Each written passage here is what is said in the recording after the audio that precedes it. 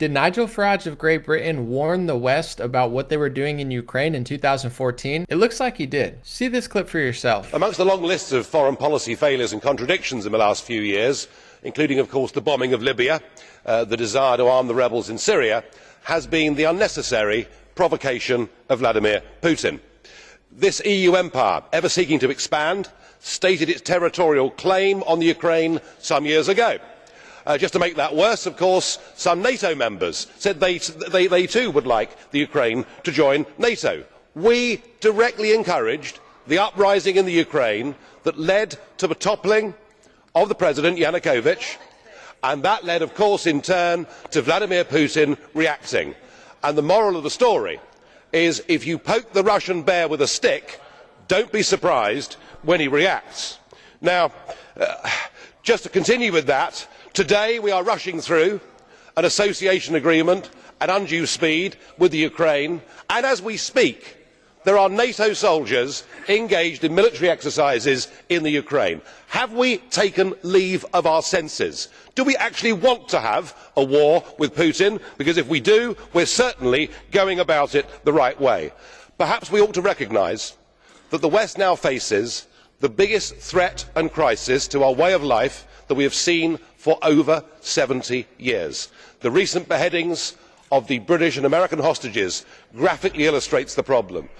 And of course we have our own citizens from our own countries engaged in that struggle too.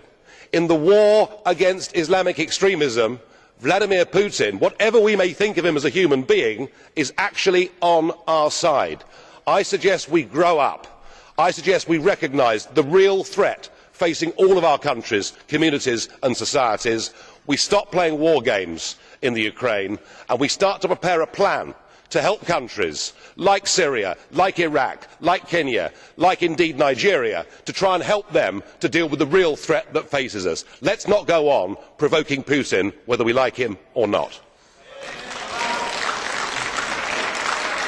Kiitoksia. Thank you. Mr. Farage. Wow. That clip deserves to go viral and be seen. Share that clip and let people see that 2014 prophetic message. Now, I think it's very interesting that he's been saying that since March of 2014. Literally a month after the Revolution of Dignity in February 2014, where there was some sort of coup / overthrow / insurrection where 80 to over 100 people died. And the Western press just seems to love it miraculously. Some of them say January 6th was like 9/11, which it obviously wasn't, but the Revolution of Dignity, this overthrow in Ukraine, was awesome. Nigel Farage is saying that the West had a part in it somehow. I can't verify that, but I've heard that as well. And the response from the media and psychopaths who just listen to them say, oh my God, that's a Russian conspiracy. That's what Russia's saying. I guess if Putin drinks water, then you can't drink water also. It's like instead of telling the truth, they just lie, give the moral high ground to other countries that aren't even that honest and act like it's your fault for noticing. Let me know what you think in the comment section. Share that video if you like it. My thought is this: people like Nigel Farage and people like Trump, they're more right-leaning. I think Nigel Farage and Donald Trump have a way bigger heart than Joe Biden. I think Joe Biden is one of the most corrupt politicians ever, and I think corrupt politicians project onto others and act like everyone else is doing what they're doing, and how they treat Nigel Farage is similar to how they treated Donald Trump. In America, when Trump got power, they surrounded him, they swarmed him, and I believe our wicked press system wants war. That's correct. I don't think Putin's innocent. I don't think Zelensky's innocent.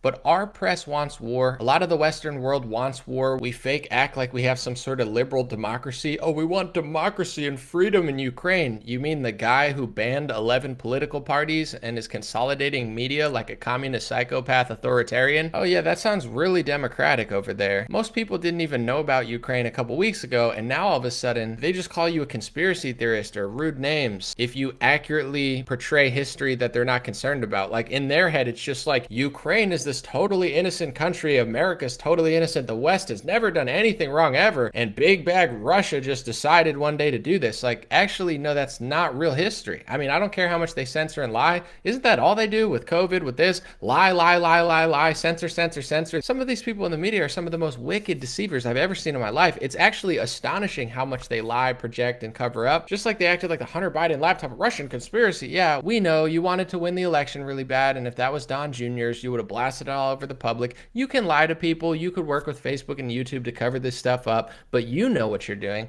and millions of people know what you're doing. So let me know what you think. I think Nigel Farage was being pretty honest. I don't completely agree with what he said, but I think it's definitely an interesting listen, and it paints a way clearer picture than a lot of people in American media are willing to paint. And in order to solve problems, you have to be honest. I mean, I don't care how much other sides lie. I'm not trying to be wicked and mean just because someone else is. I understand you got to be tough and strong, but in order to defeat lies, I feel like we have to tell the truth. And if our country slips morally like it is, we're having a moral decay, we're having an honesty decay. America is a shell of itself. If we really want to take on Russia and China, we need to rebuild from within. So there's nothing wrong with calling out our own media and politicians. It's in fact, I believe, a patriotic thing to do. Thanks so much for watching. Share if you like this video, and thanks people subscribing on Patreon. I'm very appreciative. Have a beautiful day. I'll be back soon.